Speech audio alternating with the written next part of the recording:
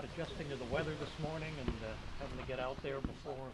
Yep. Yeah, Jimmy Jimenez, our shoer, is not only a great farrier, but he's also a great weatherman. And he's been using weatherbug.com, and weatherbug.com said potential rain about 7 a.m. this morning. So that being said, we figured we'd get here earlier and try to get both Land Over Sea and Nyquist out before 7. And we were really happy. The track looked great. Johnny said it felt great. And Land Over Sea had a really nice gallop this morning about 5:45, 5:30, 5:45. Then Nyquist followed her and went around 6:15, and he looked really well. So they both horses trained great, and dodged even though the rain's not that bad, but got to get on a nice track, and no one got wet.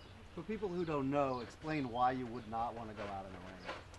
Well, I mean, sometimes you got standing water, or it just, I guess, a little bit of rain. It's not that big of a deal. But if you get a downpour, maybe just the track being a little bit uneven, and horses getting poured on while they're sweating too can maybe potentially get sick. So, training under dry conditions seemed to be beneficial. For those of us who were still in bed, what exactly did the horse do? Both Land Over Sea and Nyquist jogged backtrack to the wire, and then they turned around, and both of them are just so much more relaxed here than the week leading up to the Oaks and the Derby, and they both started off kind of nice, steady gallop, and about the half-mile pull to the wire, they both started picking it up and went just under a 2-minute lick from that point.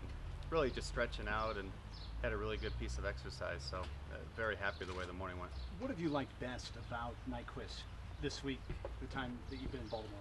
I think just the way he's settling. He's laying down a lot, and I think getting here early and having everything go as smoothly as it has is, I think it's going to have real beneficial effects come Saturday, because he's sleeping a lot. Our night watchman's, he makes notation when he lays down, and he's laid down a couple hours at a time, which even back home, you'd get maybe half an hour where he'd lay down and get up. So just very happy the way all the horses are settling in, but Nyquist specifically is doing really, really well. Also interesting dynamic that the top two finishers in the Derby are the two horses that are here the earliest and taking advantage of what Pimlico has to offer.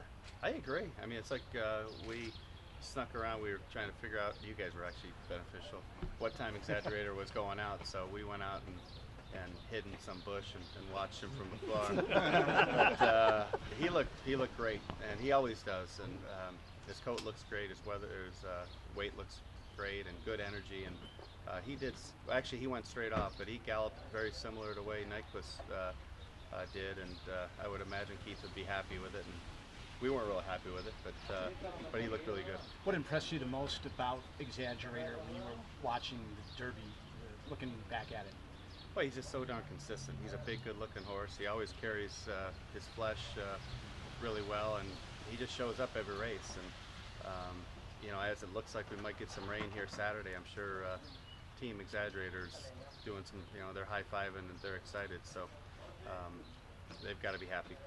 Doug, you guys seem really kind of over the moon on Sunday with Nyquist Gallop. Did you feel like today was the equivalent of that? I do. I think the lead up and the preparation for these races is almost as fun as the actual race itself. And when you've got an amazing horse like Nyquist, just watching him gallop is really special, and you realize you're part of a once in a lifetime type of horse. So we were really happy with the way he galloped the other day, and I think equally as happy today. As he left the pony, Johnny started having him gallop. He just went real nicely and just picked it up as the gallop went. So that's how you like to see him, and just very happy the way he's preparing for this big race.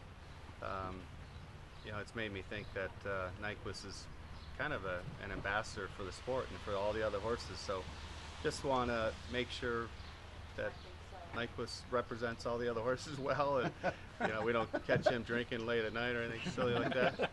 And no, I think it's it's an amazing privilege for me to be a voice of Nyquist and to be able to share him with everyone, and hopefully he can carry the torch, or carry on the torch of what American Pharoah did last year. I think he is on the guest list for Mount Washington Tavern tomorrow night, by the way. I think so, and everyone, they say the Sagamore party's a hard one to get tickets, so I'm gonna see if I'm gonna call over there and act like I'm Nyquist and see if I can get a ticket. That'll be interesting. Yeah. I'll take record that. Yeah. Got Possibly one good- more exaggerator. He is 0 for 4 and Swipe's 0 for 4. So that camp's 0 for 8. To use a basketball analogy, they talk about how tough it is for with good teams to beat a team 3 times in a row. I mean, You're what's that building say a about- case. You're building a No, case no, for them to I'm beat just us. saying. Well, their They're owner going did say 8 maybe 9th time's the charm, Yeah, or they're- 10th. yeah, He said. yeah. The point being, what does that say about Nyquist when you have good horses like that? That he can beat 2 very nice horses like that.